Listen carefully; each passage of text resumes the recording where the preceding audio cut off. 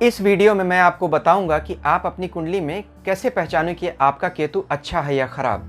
अच्छे और खराब केतु के क्या लक्षण होते हैं, कुंडली में केतु कहाँ क्या फल देता है, और अगर कुंडली में केतु खराब हो तो उसे कैसे अच्छा बना सकते हैं। तो कृपया वीडियो मेरे साथ अंत तक ज़रूर देखिए।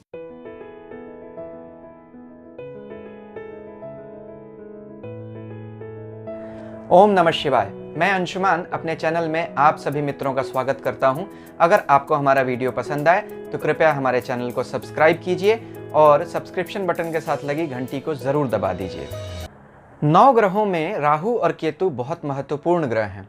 राहु और केतु हमारे पुनर्जन्म के कारण हैं। क्यों? देखिए, राहु और केतु हमेशा वक्री चलते हैं।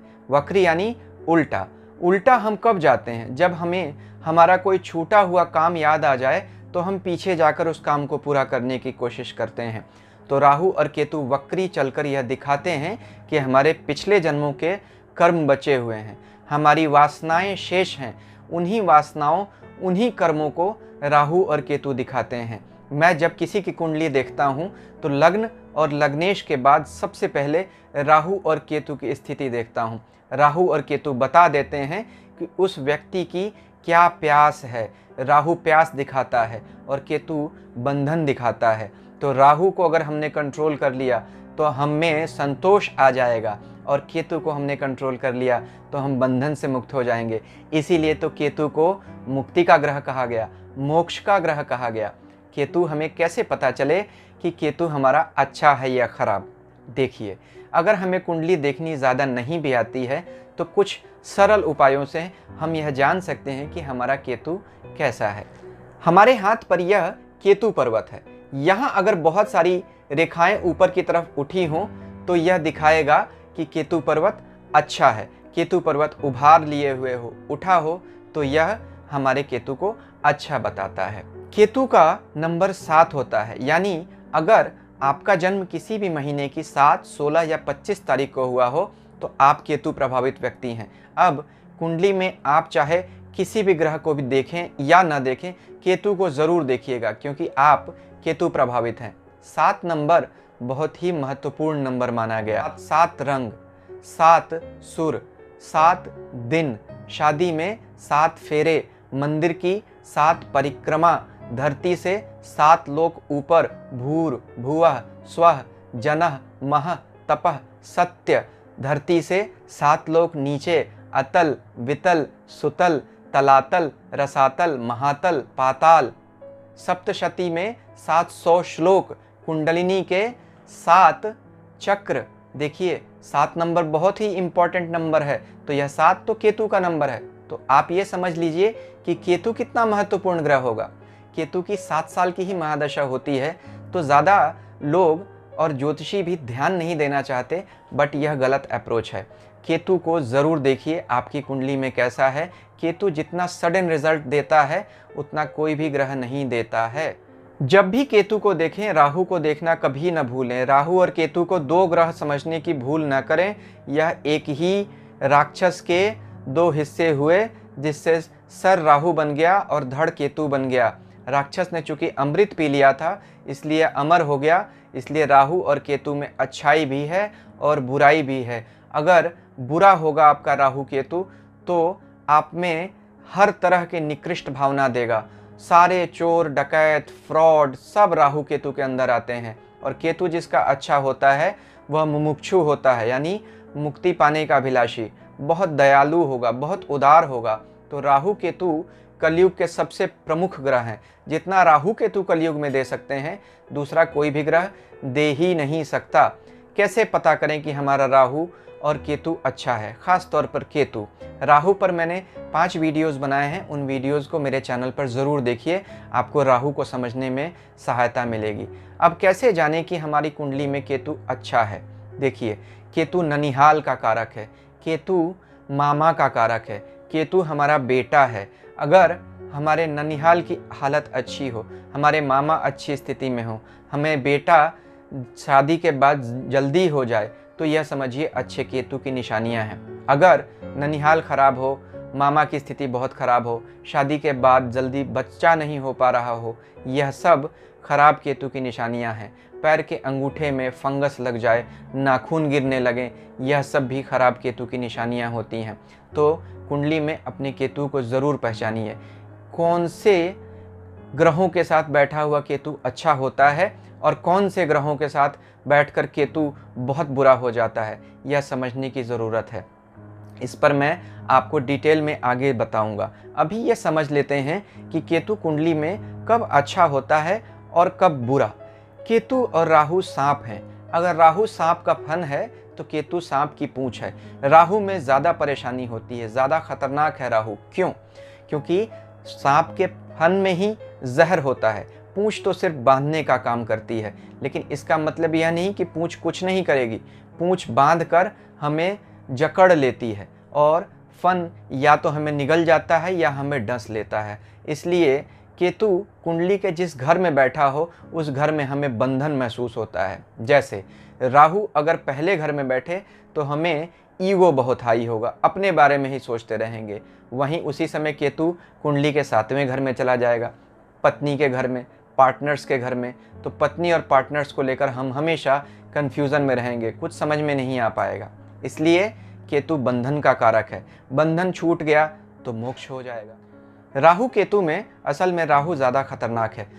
समुद्र मंथन में जब वासुकी नाग की रस्सी बनाकर मंदराचल पर्वत से समुद्र को मथा गया तो पूंछ देवताओं ने पकड़ी थी और सांप का, वासुकी नाग का जो फन था वह राक्षसों ने पकड़ा था। इसलिए सांप का जहर वाला हिस्सा राक्षसों के पास रहता है। इसलिए राहु में राक्षस के गुण ज़्यादा पाए जाते हैं। केतु की पूंछ देवताओं के पास थी, इसलिए केतु में देवताओं के गुण ज़्यादा पाए जाते हैं। इसीलिए केतु हमें मुक्ति दे सकता है। केतु, कौन तू? आप कौन हो? यही तो केतु कहता है। आप अपने आप को पहचानो, हु आर यू? तो यही सवाल का जवाब मिल जाए तो हमारी मुक्ति हो जाएगी। इसीलिए तो केतु मुक्ति का ग्रह है। केतु के पास सर नहीं है, यही इसका सबसे बड़ा कैरेक्टरिस्टिक है। केतु सोच नहीं सकता क्योंकि दिमाग नहीं है। अगर हमारी कुंडली में केतु बहुत अच्छा होगा तो सोचेगा नहीं आदमी, सोचेगा नहीं तो मुक्ति हो जाएगी। सोचना ही तो सारे फसाद की जड़ है। लेकिन अगर केतु खराब हो तो क्या होगा? आदमी की बुद्धि ही काम नहीं करेगी, बुद्धि है ही नहीं तो बुद्धू भी बन जाएगा। यानी केतु अगर किसी बुरे ग्रह के साथ हो तो हमारी बुद्धि खराब कर देगा, अच्छे ग्रह के साथ हो तो बुद्धि अच्छी हो जाएगी। केतु अपने आप में एक ब्लैक होल है। जिस ग्रह के साथ बैठता है, जिस राशि में बैठता है, उसके पूरे गुण ले लेता है। इसीलिए केतु का अच्छे ग्रहों के साथ बैठना, अच्छी राशियों में बैठना बहुत ज़रूरी है। तभी तो केतु की उच्च राशि वृश्चिक राशि है। क्यों? वृश्चिक मंगल की राशि है। और पाराशर ऋषि ने कहा कुजवत केतु, यानी केतु मंगल की तरह परिणाम देता है। जैसे मंगल तुरंत अचानक से परिणाम देता है, वैसे ही केतु का स्वभाव है। जो काम करता है अचानक से कर डालता है। इसीलिए केतु चोट, चपेट, अचानक बड़ी दुर्घटना का हो जाना, अचानक किसी बड़ी बीमारी का डिटेक्ट हो जाना, यही सब तो केतु की पहचान है। केतु अपनी दशा में 7 साल की महादशा में बहुत सारे परिवर्तन कर डालता है हमारे जीवन में, जो हम कभी भी सोच भी नहीं सकते। इसलिए इसको मैं हमेशा कहता हूँ, देखन में छोटन लगे घाव करे गंभीर। केतु की महादशा बहुत छोटी होती है, लेकिन इस दशा में जितने परिवर्तन होते हैं उतने बड़े बड़े महाग्रहों की महादशा में नहीं होता है। सावधान। केतु गुरु की राशि में भी अपने आप को सहज महसूस करता है। गुरु की कौन सी राशियां हैं? धनु और मीन। तो गुरु में जैसे ज्ञान के लक्षण हैं, गुरु जैसे ज्ञान का ग्रह है, वैसे ही केतु इंस्टिंक्ट का ग्रह है। अगर अच्छे इंस्टिंक्ट में आ जाए, अच्छा इंस्टिंक्ट दे तो व्यक्ति मुक्त हो जाएगा। इसीलिए केतु 3 राशियों में बहुत अच्छा माना गया, वृश्चिक, धनु और मीन। वहीं केतु वृष राशि में बहुत बुरा माना गया। वृष शुक्र की राशि है, भोग विलास के ग्रह की राशि। उसमें केतु कभी भी सहज महसूस नहीं करता है। केतु अलग अलग ग्रहों के साथ बैठे तो क्या परिणाम देगा? देखिए, केतु अगर सूर्य के साथ बैठे तो ग्रहण योग होता है। सूर्य हमारा आत्मा है, सूर्य हमारा पिता है। केतु जिस ग्रह के साथ बैठेगा, याद रखिए, हमें उस ग्रह से जुड़े हुए पिछले जन्म के डेट्स यानी पेंडिंग कर्माज पूरे करने हैं। इसलिए केतु अगर सूर्य के साथ हो तो क्या होगा? पिता के साथ कभी भी बहुत मधुर संबंध नहीं होंगे। हमारे अपने बॉसेस, अधिकारियों के साथ कभी मधुर संबंध ज़्यादा नहीं होंगे, पिता की तरक्की भी ज़्यादा नहीं होगी। केतु सूर्य के साथ दिखाएगा कि पिछले जन्मों में हमने इन लोगों के साथ अच्छा बर्ताव नहीं किया, अब वो हमारे साथ अच्छा बर्ताव नहीं करेंगे। ऐसी हालत में व्यक्ति के पिता की तरक्की भी ज़्यादा नहीं हो पाती। वर्क प्लेस पे ऐसा व्यक्ति ज़्यादा शाइन नहीं कर पाता। क्यों? सूर्य चमक है। अब हमें अपने वर्क प्लेस पे, हमें अपने काम में ज़रूरत से ज़्यादा मेहनत करनी पड़ती है रिकॉग्निशन पाने के लिए, तब भी हम जितने रिकॉग्निशन के हकदार होते हैं वो हमें नहीं मिलता है।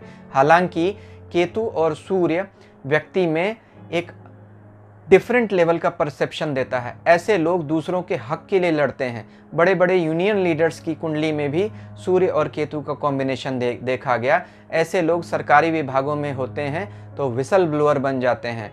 अपने सामने हो रही कमियों को उजागर करने में ऐसे लोग बिल्कुल भी पीछे नहीं रहे। केतु अगर चंद्रमा के साथ हो तो यह भी ग्रहण योग है। चंद्रमा यानी माँ, चंद्रमा यानी हमारा मन। हमें इस जिंदगी में अपनी माँ और अपने मन के साथ ही लड़ाई हो जाती है।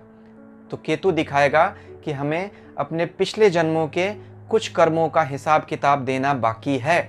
इसलिए ऐसे व्यक्ति का मन हमेशा उलझनों में फंसा रहता है। जब चंद्रमा केतु बहुत ज़्यादा खराब होते हैं, कहीं मान लीजिए 8वें घर में नीच राशि में हो, तो ऐसे लोग आत्महत्या तक करते हुए देखे गए हैं। चंद्रमा केतु बहुत ही खराब कॉम्बिनेशंस में माना गया। अगर यह बुरी राशियों में हो, ऐसे लोग इंसोम्निया के शिकार हो जाते हैं, क्योंकि ऐसे लोग डिप्रेशन में रहते हैं। ऐसे लोग का दिमाग बहुत रेस्टलेस हो जाता है, जो थोड़ी सी भी परेशानी को लेकर उसको बहुत ज़्यादा बड़ा कर लेंगे। माँ को भी सेहत के संबंधित तकलीफ हमेशा रहती है। तो चंद्रमा केतु अच्छा कॉम्बिनेशन नहीं है। लेकिन मान लीजिए चंद्रमा केतु किसी अच्छी राशि में बैठा हो, जैसे गुरु की मीन राशि में चंद्रमा और केतु हो, तो क्या होगा? अब चंद्रमा भी अच्छी राशि में, केतु भी अच्छी राशि में, तो क्या होगा?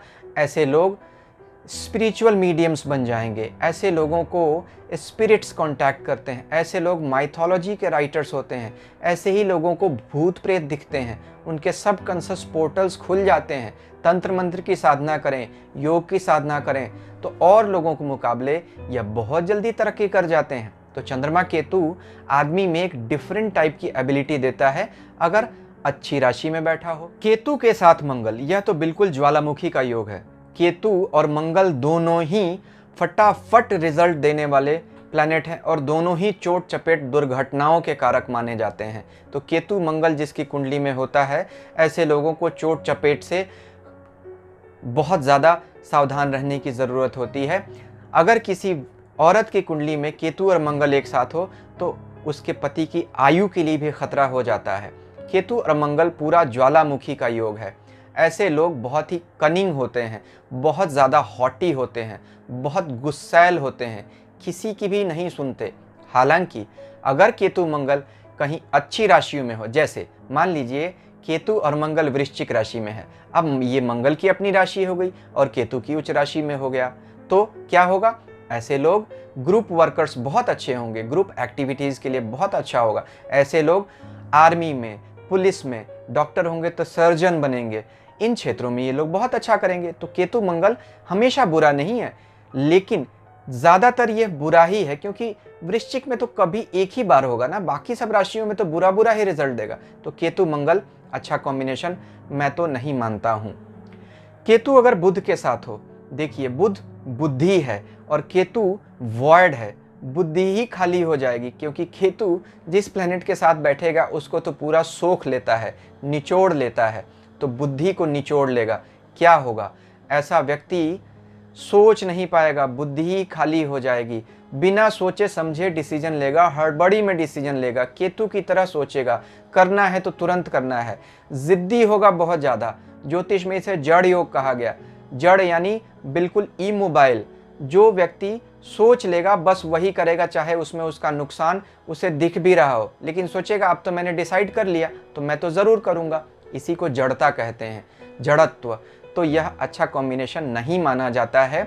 बचपन में ऐसे लोगों को ज़्यादातर देखा गया स्टैमरिंग होती है, हकला कर बोलते हैं, बहुत समय के बाद बोलना शुरू करते हैं। तो बुध केतु अच्छा कॉम्बिनेशन नहीं है। लेकिन मान लीजिए बुध केतु किसी अच्छी राशि में बने, जैसे अगर मान लीजिए बुध की कन्या राशि में बुध केतु कॉम्बिनेशन बने तो क्या होगा? तो ऐसा व्यक्ति अद्भुत क्षमता वाला होगा, क्योंकि बुध तो यहाँ बहुत अच्छा हो गया। तो ऐसा व्यक्ति बहुत गजब की सोच वाला होगा, मल्टीलिंग्विस्ट होंगे ये लोग, बहुत ज़्यादा भाषाओं के जानकार होते हैं। यह एक अद्भुत योग है। बुध केतु अगर वर्गों में कन्या राशि में हुआ तो ऐसे व्यक्ति गजब की अनोखी प्रतिभा वाले लोग होते हैं। केतु अगर गुरु के साथ हो, देखिए इस कॉम्बिनेशन की बहुत तारीफ की गई है ग्रंथों में, क्योंकि गुरु अगर ज्ञान है तो केतु इंस्टिंक्ट है, केतु हमारा अंदर का आभास है और गुरु नॉलेज है। तो जब गुरु और केतु जैसे दो ज्ञान के ग्रह मिल जाते हैं तो व्यक्ति बहुत ज्ञानी हो जाता है। समस्या क्या है? ऐसे लोग इम्प्रैक्टिकल हो जाते हैं, जीवन की सच्चाइयों से अनभिज्ञ रहते हैं, रूबरू नहीं होना चाहते, आसमान में ही उड़ते रहते हैं। ज़रूरत से ज़्यादा ज्ञान हमें इम्प्रैक्टिकल बना देता है, हम दुनिया के लेवल पर सोच नहीं पाते। तो ऐसे लोग आध्यात्मिक तरक्की तो बहुत अच्छी कर लेते हैं लेकिन प्रैक्टिकल नहीं होते हैं। ऐसे लोग अगर गुरु केतु ज़रा भी पाप प्रभाव में हुआ दूसरे किसी ग्रह के कारण, तो ऐसे लोग दूसरों को धार्मिक मामलों में ठगते हैं। गुरु राहु की तरह ही ये कॉम्बिनेशन है। ऐसे लोग धर्म के नाम पर धोखा देने वाले भी हो जाते हैं। इसलिए देख लीजिए, गुरु केतु अगर कॉम्बिनेशन हो तो अच्छी राशि में ही होना चाहिए। जैसे कर्क राशि में हो, जैसे गुरु केतु मीन राशि में हो, तभी धनु राशि में हो, तभी ये अच्छा होगा। देखिए तो बड़े बड़े शंकराचार्यों की कुंडली में भी गुरु और केतु का कॉम्बिनेशन हुआ। वहीं हिटलर जैसे व्यक्ति की कुंडली में भी गुरु केतु कॉम्बिनेशन था। गुरु और केतु के कारण हिटलर में रिलीजियस फैनेटिसिज्म था, धार्मिक उन्माद था कि एक धर्म विशेष के लोगों का इस धरती से मिट जाना बहुत ज़रूरी है। इसी धार्मिक उन्माद में उसने 40 लाख यहूदियों को गैस चेंबर में डलवा दिया। तो गुरु और केतु कॉम्बिनेशन तो इतना बुरा भी हो सकता है कि मास मर्डरर बना सकता है। इसलिए किसी भी कॉम्बिनेशन को देखने समय कुंडली में किस राशि में है, किस ग्रह के साथ बैठा है, इसको देखना बहुत ज़्यादा ज़रूरी है। केतु अगर शुक्र के साथ हो, देखिए शुक्र भोग विलास है, शुक्र हमारे संतान उत्पत्ति की क्षमता को दिखाता है, शुक्र प्यार मोहब्बत है। केतु ड्राई प्लैनेट है, केतु ब्लैक होल है, जो भी उसके साथ आएगा उसको सक कर लेगा। तो केतु शुक्र की सारी एनर्जी को खींच लेता है। या तो ऐसा व्यक्ति बिल्कुल ही ड्राई नेचर का हो जाएगा, उसको किसी से भी कोई इंटरेस्ट नहीं होगा, भावना शून्य हो जाएगा। या अगर केतु बुरी राशि में शुक्र के साथ बैठा हो तो व्यक्ति बहुत हाइटेंड सेंसुअलिटी वाला हो जाएगा, उसमें बहुत ज़्यादा सेंसुअल फीलिंग्स होंगी। चरित्र के लिए यह अच्छा योग नहीं माना गया। शुक्र केतु कॉम्बिनेशन में शादी के आसपास बहुत सीरियस इश्यूज होते हैं और बच्चे पैदा होने में भी बहुत तकलीफ और विलंब आने लगता है। यह मैं अच्छा कॉम्बिनेशन नहीं मानता हूँ। हालांकि अच्छी राशि में हो तो पैसे के लिए फिर भी अच्छा कॉम्बिनेशन है। शनि और केतु यह कुंडली के बुरे योगों में एक होता है। जैसे शनि राहु प्रेत योग है, जैसे शनि राहु पितृयोग दोष योग है, वैसे ही शनि केतु भी तकलीफ देता है। क्यों? शनि दुख का ग्रह और केतु भी आइसोलेशन का ग्रह। ऐसे लोग बिल्कुल आइसोलेटेड रहते हैं, ऐसे लोग किसी से भी घुलते मिलते नहीं हैं। ऐसे लोग जो भी काम करते हैं उसमें उन्हें बहुत ज़्यादा तकलीफ़ें आती हैं, क्योंकि किसी भी काम को पूरा करने में ऐसे लोग बहुत ज़्यादा समय लगाने लगते हैं। और ऐसे लोग अगर शनि केतु अच्छा होगा तो एब्स्ट्रैक्ट आइडियाज़ लाते हैं। ऐसे आइडियाज़ किसी के पास नहीं होंगे। अगर मान लीजिए किसी व्यक्ति का शनि केतु हो और आप उसको एक पेन और पेपर दे दें और कहें कि एक चित्र बना दो, तो यह कुछ आड़ी टेढ़ी रेखाएं खींच देंगे, कुछ नए डिज़ाइन की, जिसको मॉडर्न आर्ट कहते हैं। आप कहोगे ये क्या बना दिया, लेकिन यही तो उनकी खासियत है, वो औरों से अलग हटकर सोचते हैं। लेकिन इस बात को कितने लोग अप्रिशिएट कर पाएंगे? इसी वजह से शनि केतु कॉम्बिनेशन वाले लोगों को कोई उनके काम करने की जगह पर समझ नहीं पाता, उनको रिकॉग्निशन नहीं मिल पाता। इस वजह से ये लोग निराश होकर जल्दी जल्दी नौकरियां बदलते हैं। शनि केतु कॉम्बिनेशन लाइफ की स्टेबिलिटी के लिए अच्छा नहीं होता है। इस कॉम्बिनेशन में बहुत भयंकर बीमारियां भी शरीर में आती हैं। कैंसर जैसी बीमारी का कारण शनि केतु कॉम्बिनेशन होता हुआ देखा गया है। अब अगर केतु मान लीजिए आपका ख़राब रिजल्ट दे रहा हो, पैर के नाखून ख़राब हो रहे हो, ननिहाल में तकलीफ़ आ रही हो, संतान उत्पत्ति में समस्या आ रही हो, चोट चपेट लग रही हो, नौकरी में तकलीफ़ आ रही हो, केतु की महादशा में बहुत उठापटक हो रही हो, तो आप क्या उपाय करेंगे? मैंने जैसे वीडियो में बताया, रुद्राक्ष, केला और तिल से आप केतु का बहुत अच्छा उपाय कर सकते हैं। कैसे? देखिए, केतु का बीज मंत्र क्या है? ओम श्राम श्रीम श्रौम सह केतवे नमः। रुद्राक्ष की माला पर इस मंत्र का जाप करें रोज 108 बार। केतु की महादशा अगर चल रही हो या अंतरदशा, तो केतु के बुरे परिणाम मिलने बंद हो जाते हैं। रुद्राक्ष 9 मुखी होना चाहिए। 9 मुखी रुद्राक्ष केतु को रिप्रेजेंट करता है, तो आप 9 मुखी रुद्राक्ष की माला धारण करेंगे, उससे भी केतु शांत होता है। याद रखिए, माला धारण करने वाला रुद्राक्ष और मंत्र जप का रुद्राक्ष की माला दोनों अलग होनी चाहिए। एक ही माला धारण करना और उस पर मंत्र जप करना मना किया गया है, निषिद्ध है। केतु के लिए केला बहुत अच्छा उपाय है। केला आप रोज कुछ केले गणेश जी को पूजा में अर्पित करें और 43 डेज तक लगातार मंदिर में दान करें। अगर मंदिर आपके आसपास नहीं हो तो आप किसी ज़रूरतमंद को या किसी आसपास के आदमी को प्रसाद की तरह बांट दें। तो केले से भी केतु का बहुत गहरा कनेक्शन है। काले तिल को बहते हुए पानी में शनिवार के दिन बहा दें, या तांबे के लोटे में शनिवार को अपने पितरों को गुड़ मिलाकर तिल का जल दें। यह शनि, राहु, केतु तीनों के लिए बहुत अच्छा उपाय माना जाता है। और अंत में सबसे बड़ा उपाय, गणेश जी की पूजा। केतु के देवता श्री गणेश हैं, गणपति हैं। देखिए, गणपति का भी भोलेनाथ ने अपने त्रिशूल से सर काट दिया था और केतु का भी भगवान नारायण ने सुदर्शन चक्र से। तो कहीं ना कहीं इस कहानी की वजह से केतु और गणेश आपस में जुड़े हुए से लगते हैं। तो गणेश की पूजा करने से बड़ा केतु का कोई उपाय नहीं है।